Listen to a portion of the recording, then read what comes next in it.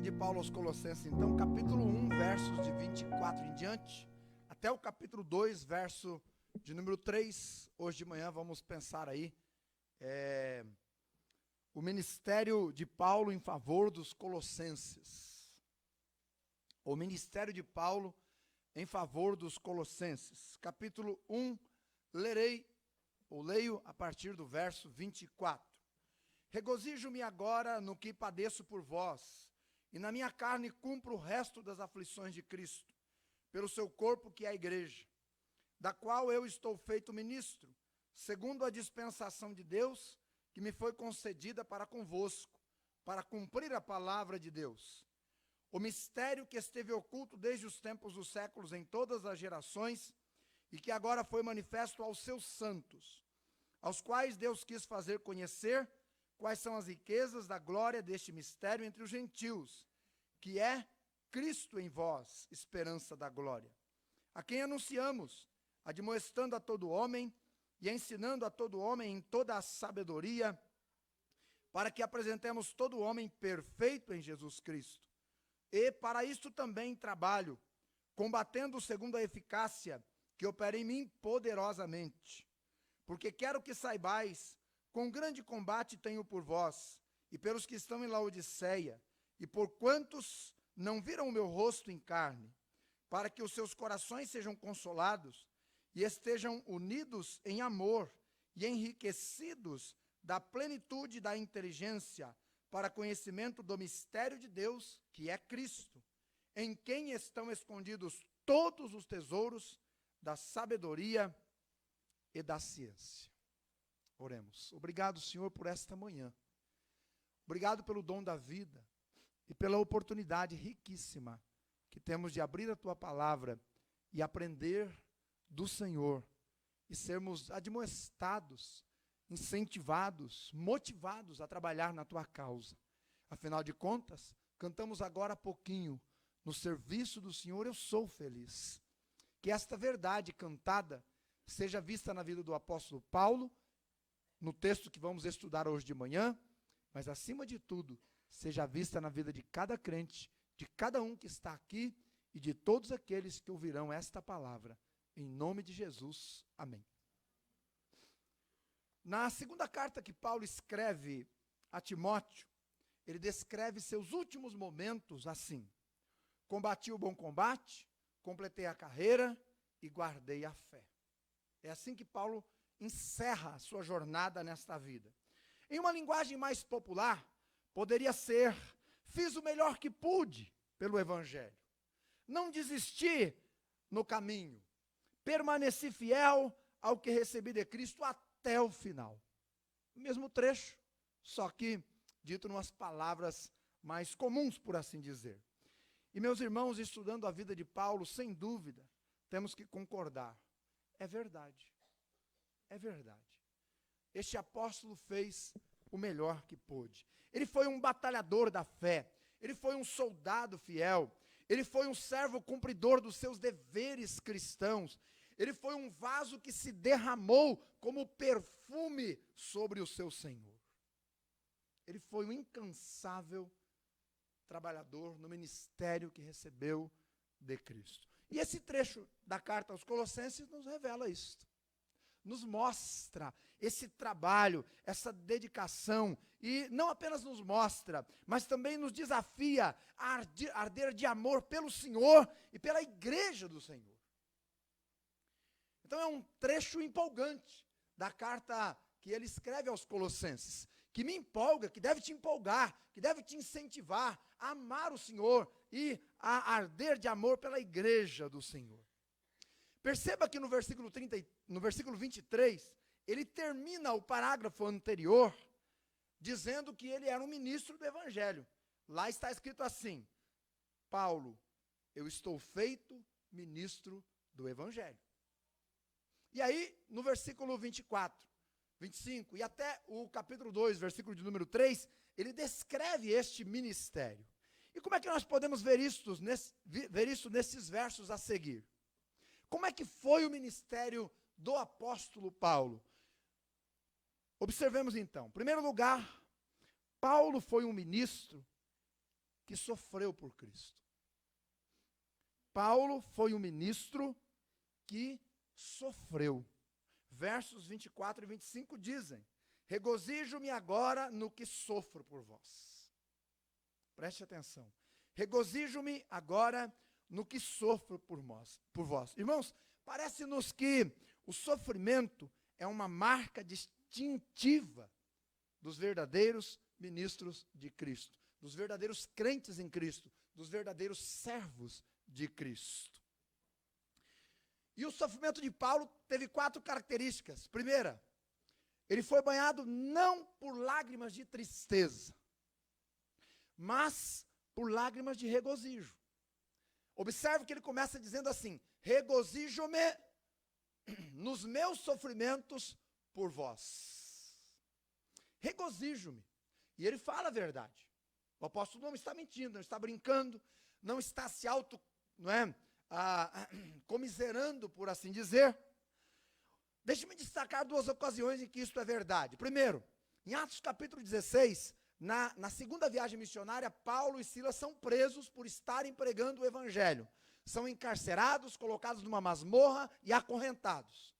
Mas o que é que o texto bíblico diz que eles fazem enquanto estão nessa situação? Diz a Bíblia que à meia-noite eles cantam louvores ao Senhor. Veja como é coerente. Regozijo-me nos meus sofrimentos. Quando ele foi preso em Roma, isso aconteceu entre os anos 60 e 62, lá naquela prisão ele escreveu várias cartas. Escreveu Efésios, a carta aos Colossenses, escreveu Filemão e Filipenses. E Filipenses é conhecida como a carta mas ele está preso por causa do evangelho. Mas Filipenses é conhecido, como a carta da alegria. E ele estava preso. Então faz sentido quando ele diz: regozijo-me nos meus sofrimentos. Meus irmãos, há pessoas que quando são colocadas no sofrimento, ou diante de profundas enfermidades, ou sob graves perdas, exalam mau cheiro. É verdade. Sua boca parece um sepulcro aberto, quando elas são colocadas sob pressão, sob o fogo da provação. São palavrões, são murmurações, são reclamações de todo tipo, são blasfêmias, são injúrias, são palavras completamente descontroladas, são palavras de incredulidade. Chegam mesmo a dizer: onde está Deus, que não ouve, não vê e não faz nada? E ainda, algumas dessas são crentes. Mas quando colocadas sobre o fogo da provação, elas exalam mau cheiro.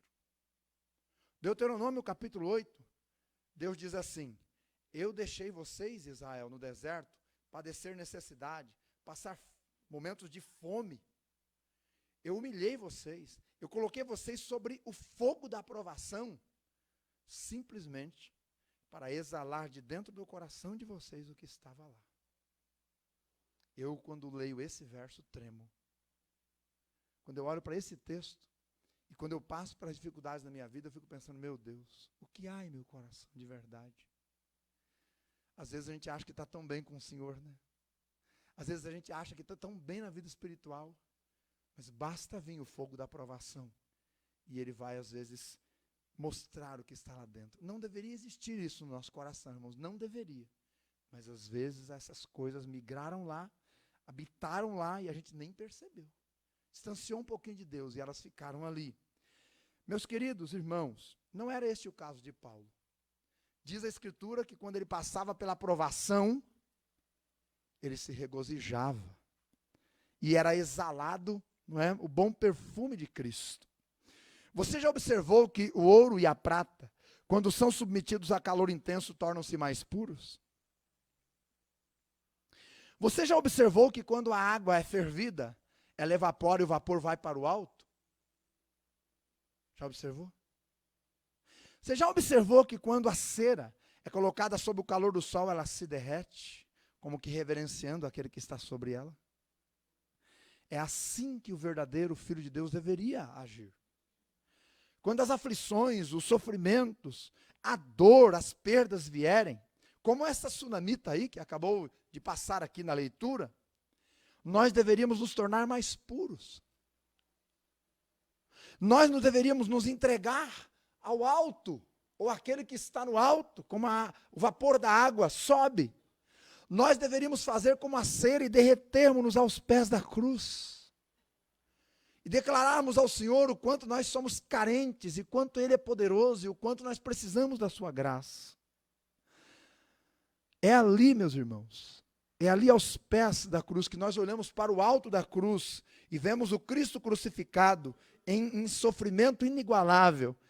E é ali que, quando nós olhamos para Ele, podemos perceber que nossos sofrimentos são pequenos comparado àquilo que Ele sofreu por nós. E que sofrer por Ele deveria fazer-nos agir como Paulo agiu, regozijando-nos de verdade.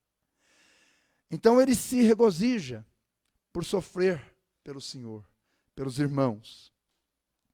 Segundo, diz a Escritura que o sofrimento de Paulo foi por causa de ele estar servindo a Cristo. Verso 24, parte B.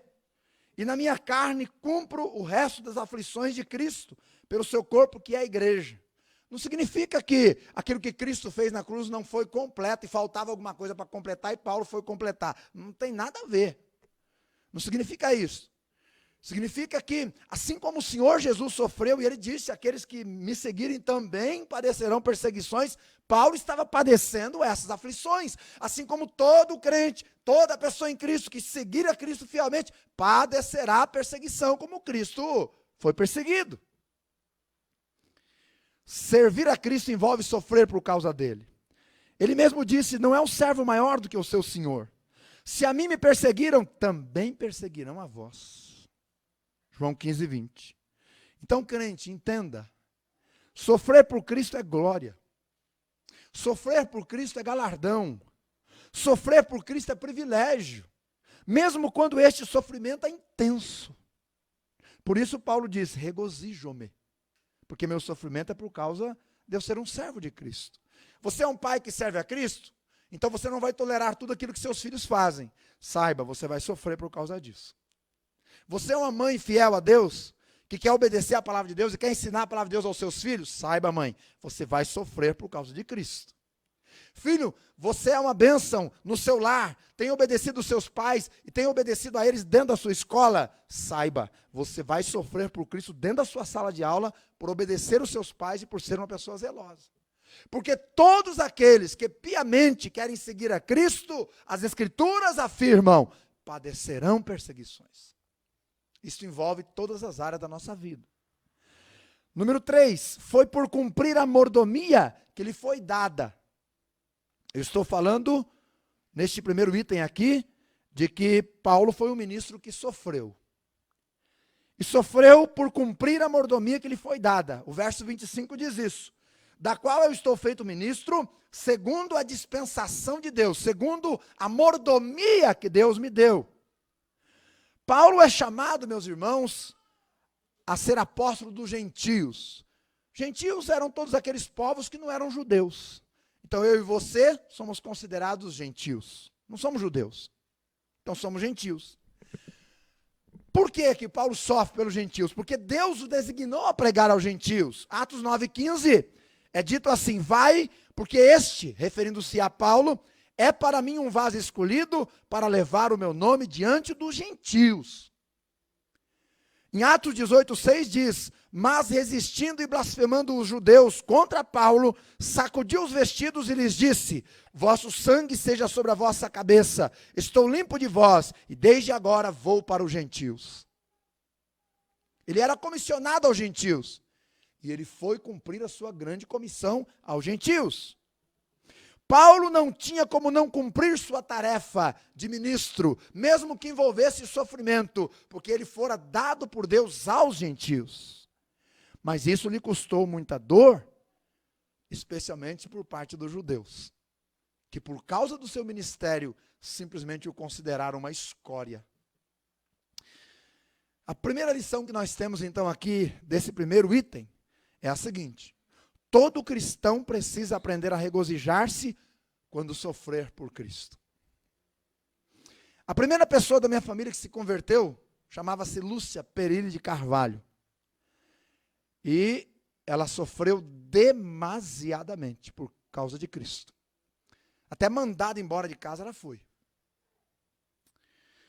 Há irmãs aqui na igreja que no dia do seu batismo tiveram que dormir do lado de fora, debaixo de chuva, por causa de Cristo. O pastor João Leonardo, que esteve conosco aqui há não muito tempo, é aquele cadeirante que vocês viram, que pregou aqui para nós. Ele é missionário aqui na periferia de São Paulo atualmente.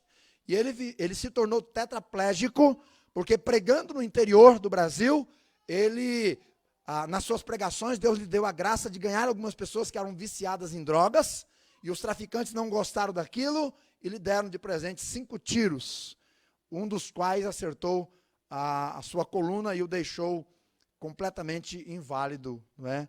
E sob uma cadeira de rodas. Todo cristão precisa aprender a regozijar-se. Pensa que ele desistiu do ministério? Pelo contrário, esteve aqui conosco pregando a palavra, testemunhando, anunciando o reino de Deus. Todo cristão precisa aprender a regozijar-se quando sofrer por Cristo. Se não, ouça bem. As mulheres receberam pela ressurreição os seus mortos. Uns foram torturados, não aceitando o seu livramento para alcançarem uma melhor ressurreição. Outros experimentaram escárnios e açoites, cadeias e prisões. Foram apedrejados, cerrados, tentados, mortos ao fio da espada. Andavam vestidos de peles de ovelhas e de cabras, desamparados, aflitos e maltratados. Homens dos quais o mundo não era digno, errantes pelos desertos, montes, covas e cavernas. E de todos estes tem sido dado testemunho de sua fé. Todo cristão precisa aprender a sofrer por causa do nome de Cristo, porque todo cristão sofrerá. Aprenda a regozijar-se quando sofrer pelo nome de Jesus. É aí que está o galardão. Mas em segundo lugar, estamos falando do ministério de Paulo entre os colossenses e de maneira geral. Paulo foi um ministro que sofreu. Em segundo lugar, Paulo foi um ministro que trabalhou incansavelmente. Veja lá os versos, né? Agora, por gentileza, de 25 a 29. Diz que ele foi feito ministro. O versículo 26, ele pregou um mistério que esteve oculto. Versículo 27, ele diz que tornou conhecido a riqueza da glória de Deus. Versículo 28, ele diz que anunciou toda a sabedoria de Deus. E versículo 29 diz que ele trabalhava pelo nome do Senhor. Meus irmãos, não é difícil observar o incansável trabalhador que Paulo foi. O escritor Ronald Rock, no livro A Vida e os Tempos do Apóstolo Paulo, nos diz que Paulo, meus irmãos, percorreu 16 mil quilômetros pregando o Evangelho. Numa época em que o instrumento mais rápido que havia era o barco ou o navio, que fazia no máximo 160 quilômetros por dia. No máximo. Mesmo assim, ele pregou em mais de 30 cidades, percorreu mais de 16 mil quilômetros, testemunhou em 2 continentes, o asiático e o europeu, levou dezenas de pessoas ao conhecimento de Cristo, treinou várias equipes ministeriais de pastores, diáconos e missionários, e ainda escreveu 13 cartas que você tem até hoje em suas mãos. Podemos dizer com certeza que Cristo fundou a igreja, porque ele disse, eu edificarei minha igreja. Mas sem sombra de dúvida, podemos dizer que foi Paulo quem a difundiu neste mundo, através da pregação do Evangelho. Ele trabalhou muito, irmãos.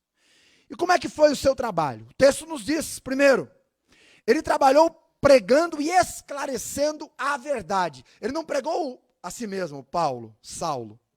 Há muita gente dizendo hoje por aí, não é, que Saulo foi quem divulgou Jesus, porque porque Paulo queria uma proeminência no mundo. Alguns chegam a dizer que o cristianismo, na verdade não é cristianismo, é paulismo, ou paulianismo. Mas isso não é verdade. Isso é uma blasfêmia, isso é uma mentira. O que Paulo fez foi pregar e esclarecer a verdade. Preste atenção que ele fala de um mistério, aí no versículo de número 26. E que mistério é este? O mistério que esteve oculto. Cuidado. Essa palavra aparece várias vezes na carta de Paulo. Em cada uma delas você precisa olhar o contexto. Não vá pegar a palavra mistério e achar que em todos os textos é a mesma coisa. Paulo está usando nesse livro a palavra mistério, porque os colossenses pregavam uma religião chamada religião do mistério.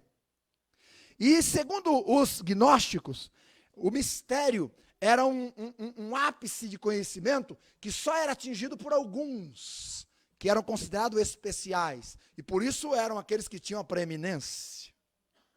Eu vejo isso hoje em alguns lugares. Olha, se você fala, se você tem aquele dom, se você tem aquela revelação, então você é alguém singular. Você é alguém especial. Você está acima. Isso é gnosticismo. Porque o cristianismo não é assim.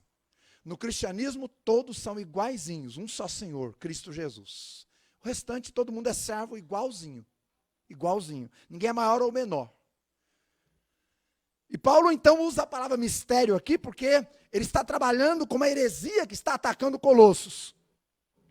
E os gnósticos diziam que esse mistério que eles pregavam era para os Illuminates da época, não é? Os iluminados, e não para todos. Mas Paulo quebra isso, contrastando com o cristianismo, dizendo que o mistério que esteve oculto no passado agora foi revelado e dado a conhecer a todos. Que mistério é este? Ele diz aí no versículo 27, Cristo em vós. Em vós quem? Colossenses, que eram gentios. Então o Cristo, o Deus, que no Antigo Testamento era revelado aos judeus, as cristofanias, as teofanias, as aparições misteriosas, agora se tornaram carne e viveu entre nós, que é Cristo Jesus. O Antigo Testamento, a revelação de Deus era diretamente aos judeus, os profetas, a lei e o Cristo. Mas agora, quer dizer, naquele momento, depois do Cristo encarnado, o mistério foi desfeito, Cristo foi revelado ao mundo e agora ele une num corpo só a igreja, gentios, judeus, e ele habita em todos eles. Acabou o mistério. Se você ler o capítulo 2, verso 2, que eu acabei de ler, lá diz exatamente, o mistério é Cristo. O mistério acabou. Paulo trabalhou explicando esta verdade misteriosa. Cristo em vós. Cristo pronto para habitar aquele que nele crer. Não tem mais mistério. Segundo, ele trabalhou sendo um arauto da palavra. O verso 28 diz que ele anunciou, e a palavra aí deixou claro, promulgou a todos. Também diz que ele admoestou, e o termo significa advertir e exortar. Advertir quanto ao caminho errado, exortar quanto ao caminho certo, correto, de se seguir e viver. Em Gálatas 2, nós temos um exemplo disso.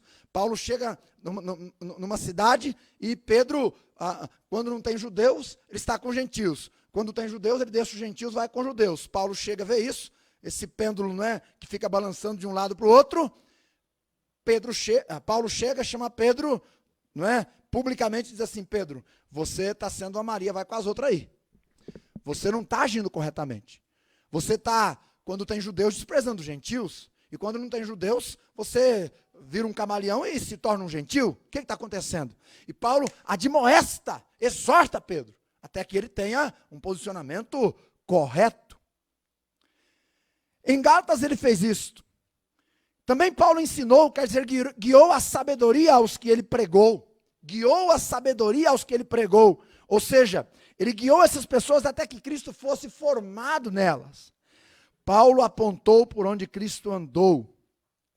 Ele era como aquelas placas da margem da rodovia indicando que as pessoas deveriam seguir a Cristo, não ele. Como João Batista disse de Jesus quando viu que ele, Jesus, cresça e que eu desapareça, que eu diminua. Paulo a mesma coisa, ele pregava Cristo. Quando alguém se convertia, ele encaminhava essa pessoa para Cristo até que Cristo fosse formado nela. Então ele trabalhou, meus irmãos. Também ele trabalhou com um propósito. Verso 28, apresentar suas ovelhas perfeitas em Cristo. Está aí, ó. A quem anunciamos, admoestando a todo homem, ensinando a todo homem em toda a sabedoria, para que apresentemos todo homem perfeito em Cristo. Perfeito em Cristo. Claro que crente nenhum chegará à perfeição desse mundo, não é? Aqui nesse mundo, Nem mesmo Paulo. Paulo disse assim, eu prossigo rumo à perfeição. Mas a palavra indica amadurecimento. Ou seja, chegar a uma fase adulta espiritual madura. Então, Paulo deseja que Cristo fosse formado em cada crente, até que o caráter de Cristo fosse visto em cada crente, até que as marcas de Cristo fossem vistas em cada crente, até que eles fossem vistos como cristãos. Também ele trabalhou sustentado e cheio do poder que vinha de Deus, não do seu próprio poder. O versículo 29 diz isso. Poder que opera com eficácia em mim. O que ele pregou aos outros podia ser visto em sua vida. Preste atenção. O que ele pregou aos outros podia ser visto em sua vida. Na classe de homilética, eu bato bastante nessa tecla com os irmãos. Eu digo para eles, não adianta pregar para os outros, se o que você pregar você não viver. Não adianta, ninguém vai te escutar. Primeiro a gente tem que viver. Viver mesmo o cristianismo. Ter palavra, se a gente diz que vai, vai. Se a gente diz que vai fazer, vai fazer. Se a gente diz que vai pagar, vai pagar. A gente tem que viver o cristianismo. Em seguida falar, que daí aquilo que a gente viveu, dá base para aquilo que a gente vai falar.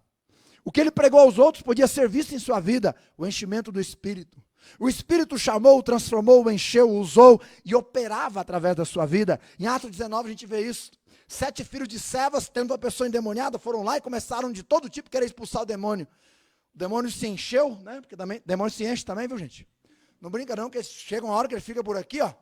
E se você não for de Deus, não estiver debaixo do Espírito de Deus, ele vai cuspir na sua cara, ele vai pisar na sua cabeça, ele vai realmente te mandar você embora. Em vez de ser expulsado, você é expulso.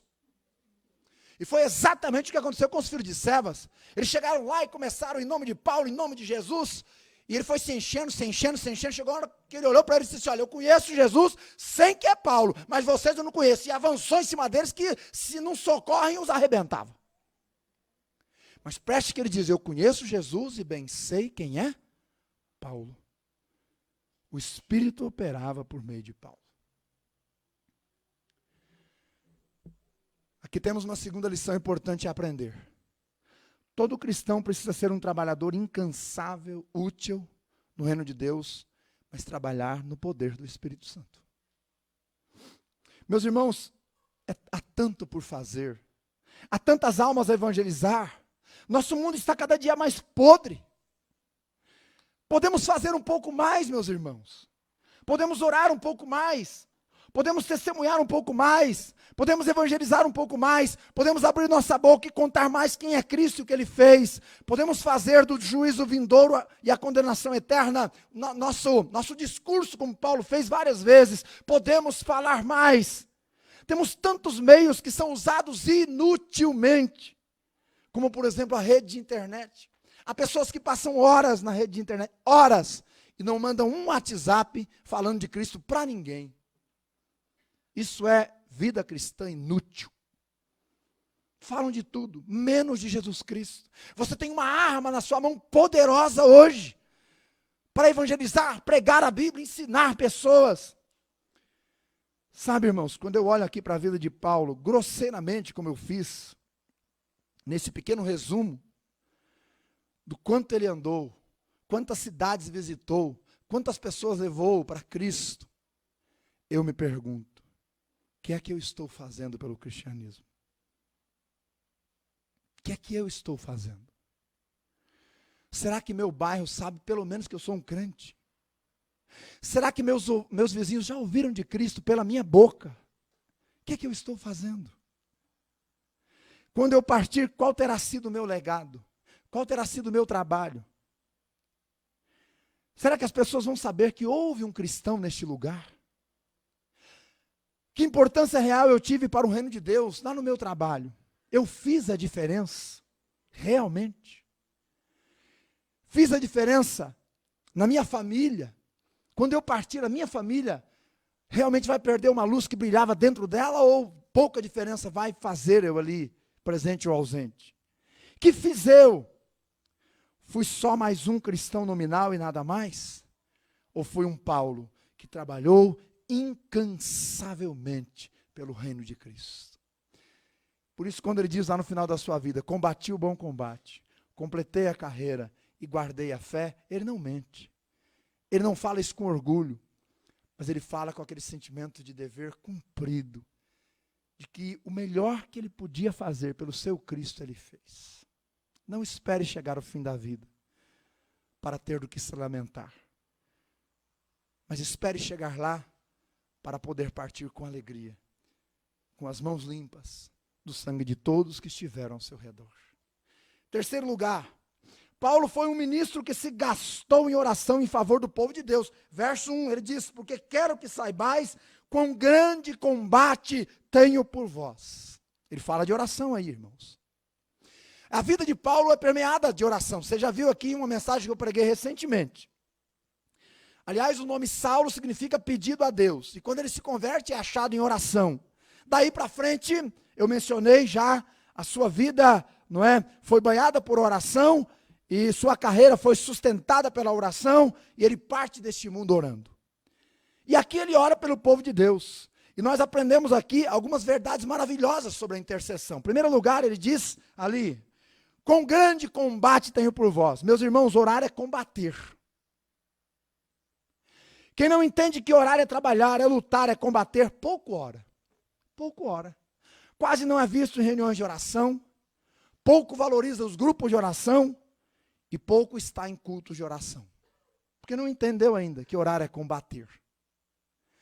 É pena ver quase em todas as igrejas que o culto de oração é o menos frequentado. É o menos frequentado. Aliás, eu conheço um pastor já falecido que deixou de pastorear a primeira igreja, ou a Igreja Batista de Manaus, se não me falha a memória, na sua época, porque ele não se contentava numa igreja que tinha 1000 membros, ter 50 pessoas no culto de oração.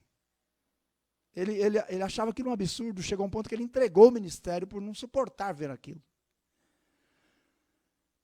Na verdade, o culto de oração deveria ser o mais intenso, porque é quando combatemos. E esse culto não era o de menor valor para Paulo, ele diz: eu combato por vós. Então orar é combater. Segundo, orar é atravessar fronteiras, diz o verso 1. Quero que saibais quão grande combate tenho por vós. Você já aprendeu aqui que Paulo nunca conheceu os colossenses pessoalmente, a não ser em oração, a não ser pelas cartas, a não ser por notícias. Mas ele atravessou fronteiras orando por eles.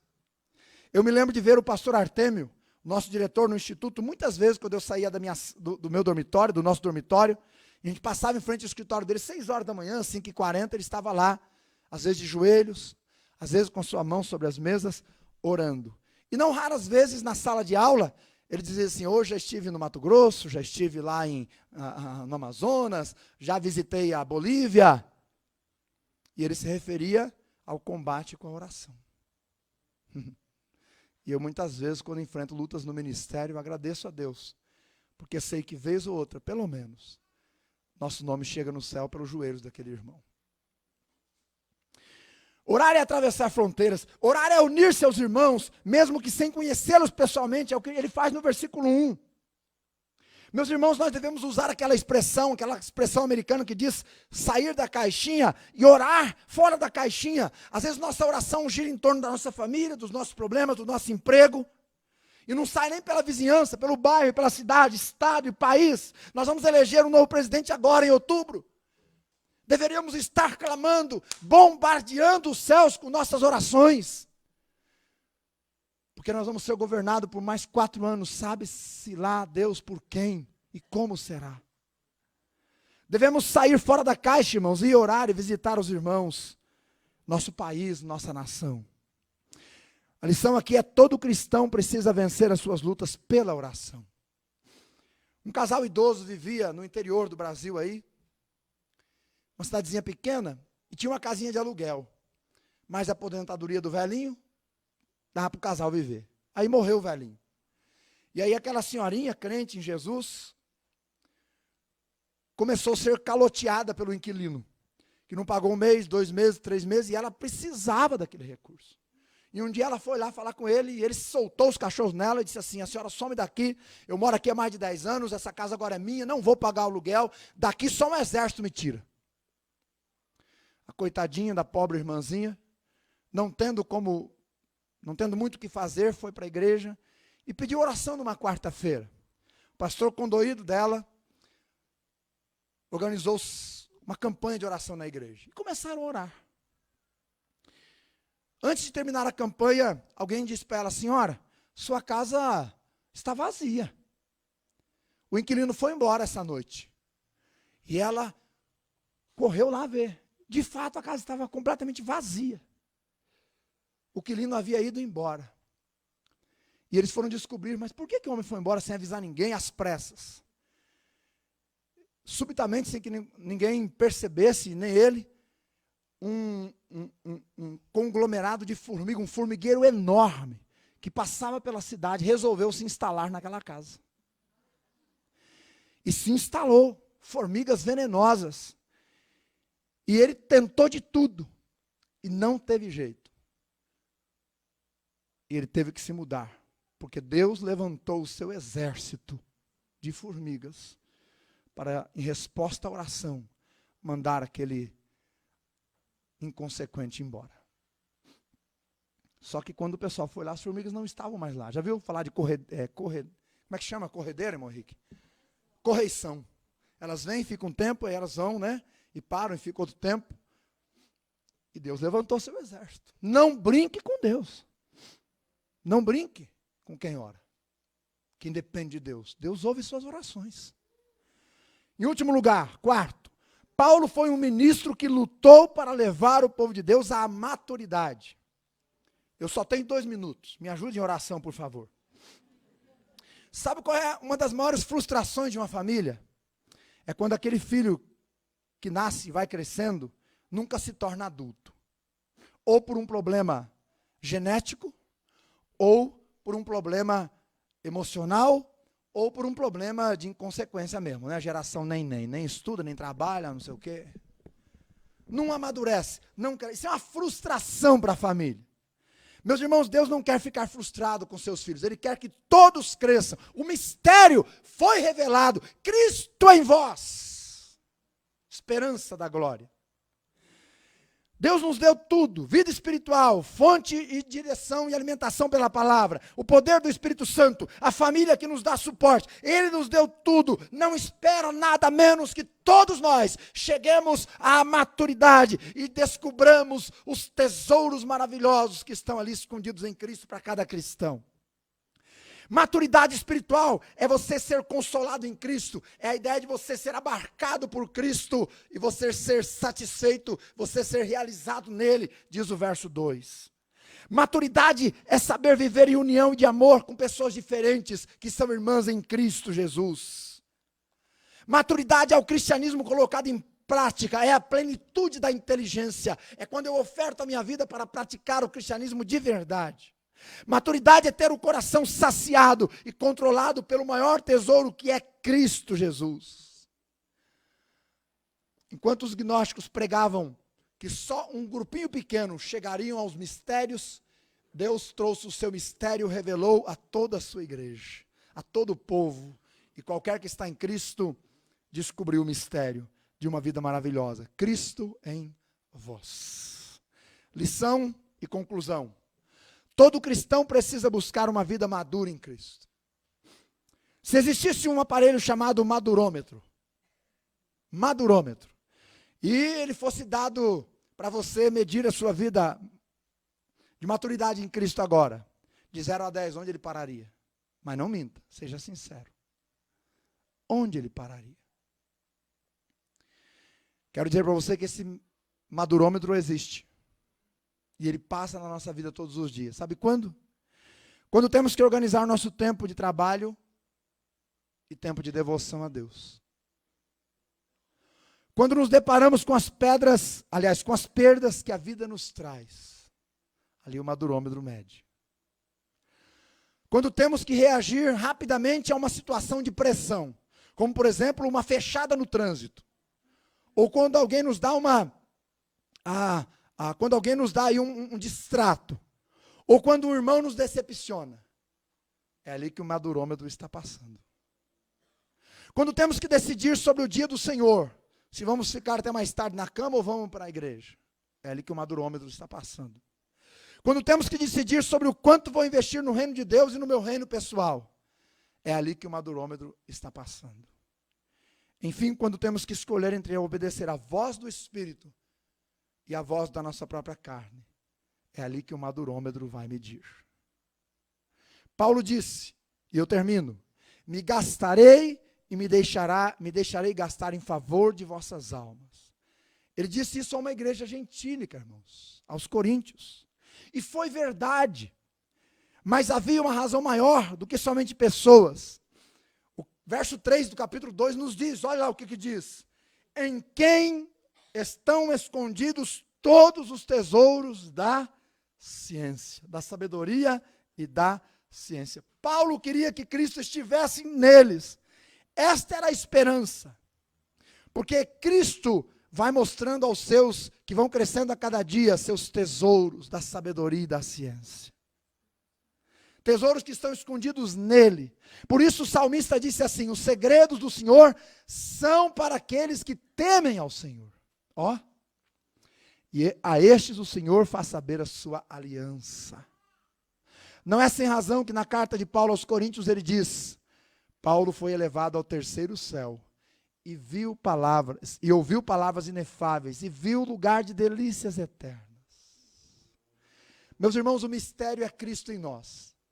E aqueles que têm Cristo e andam com Cristo, desfrutam da bênção, do cuidado, da proteção do Senhor, e vão provando a cada dia respostas de oração, vão provando a cada dia as glórias do Senhor em sua vida pessoal. O ministério pode ser um lugar doloroso às vezes, se você vai seguir a Cristo. Mas como nós vemos na vida do apóstolo Paulo, é um lugar maravilhoso, onde desfrutamos das gloriosas e maravilhosas bênçãos do Senhor na nossa vida. Que Ele nos abençoe e que nós amadureçamos, meus irmãos, até que Cristo seja visto completamente em nós. Oremos. Amado Senhor, obrigado pela Tua palavra, por este momento, pela Tua graça derramada mais uma vez. Ajude-nos a desenvolvermos o nosso ministério pessoal, pois o Senhor confiou a cada um uma responsabilidade, na igreja, no reino, e com certeza a todos nós, o mínimo, o Senhor confiou a responsabilidade de sermos suas testemunhas.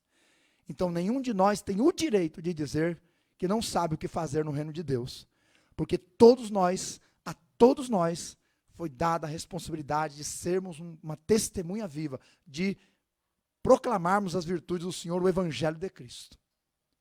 Ajude-nos a cumprirmos fielmente, cabalmente, dedicadamente, zelosamente, até que Cristo seja visto na vida daqueles que ao nosso redor circundam, e o Senhor venha a ser glorificado, alegrado. Use esta igreja, desperte as nossas vidas, faz-nos ser vasos para a honra e glória do nome do Senhor. Em nome de Jesus. Amém.